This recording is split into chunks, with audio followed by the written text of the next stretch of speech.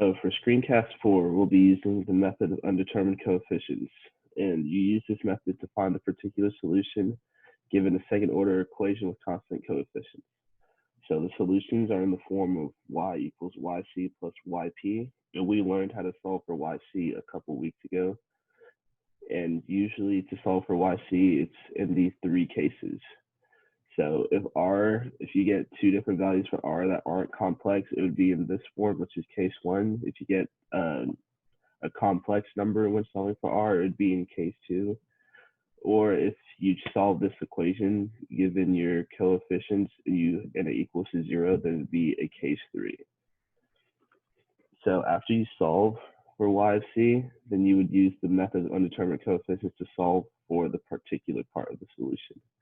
And to determine which general form to use, you would generally use this table. So if you have an exponential function, then you would use this. You'd use ae to the negative t. If you have a polynomial function, you would generally use this, which is at squared plus bt plus c. Or if you get a sine or cosine function, you would use a sine t plus b cosine t.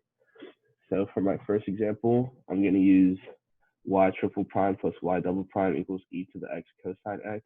And this is in the form of an exponential times the cosine function. So we'll be using the first type and the third type. So first we would solve for yc, which we learned how to do a couple weeks ago. And that would be c1 e to the 0 plus c2 e to the negative t. And then you would use the general forms of the particular solution to solve for yp. So we did, and that would give us a e to the x cosine x plus b e to the x sine x. And then you would take the derivative of the first particular and you would get this form. Then after you take the second derivative, you get this form. Then the third derivative, you get this form. And then to solve for a and b, you would put it in the form of the initial equation. So the initial equation is y triple prime plus y double prime. So then you'd have the y particular triple prime plus y particular double prime equals the other side, which is what we just solved for over here. And then after doing the algebra, you'll get a equals to negative 1 over 10, and then b would equal 1 over 5. And you would plug that in after yc. So yc is what we had up here at the beginning. And then yp is this part right here, the 1 over negative 10 e to the x cosine x plus 1 over 5 e to the x sine x. But it's not always this simple to solve. So the catch is if the particular general form that we use happens to appear in the homogeneous equation, then you would have to multiply the entire yp by t to delete the overlap. So to better explain this, I just used another simple example.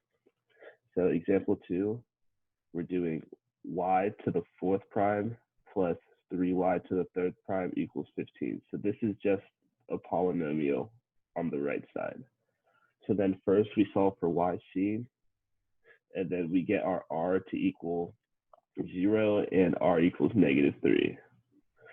So we have our y1 equals e to the 0t, which will equal 1, y2 equals t, y3 equals t squared, and then y4 equals e to the negative 3t. But because this is just a polynomial, in general, we would just use yp equals to the at. But we can't because that already appears in our solution right here. So we can't just use yp equals a because we have it appeared here. So we tried yp equals at, but that's right there. And then we multiplied it one more time by t to get yp equals at squared, but we also have that right there. So we have to use yp equals a to the, or at to the 3rd. And that is one that doesn't appear in our homogeneous solution. So this would be our starting point.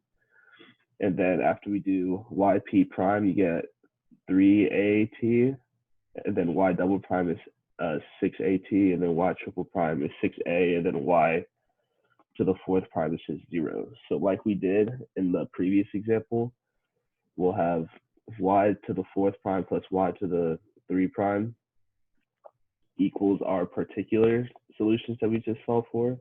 and that would give us 0 plus 18a equals 15. And then after solving for a, we get 5, 6. So then you would just plug in the yc that we solved earlier, which is the c1 plus c2t plus c3t squared plus c4 e to the negative 3t plus the particular we just found, plus 5, 6 t to the third. So that is pretty much it for Screencast 4, and I hope you understood.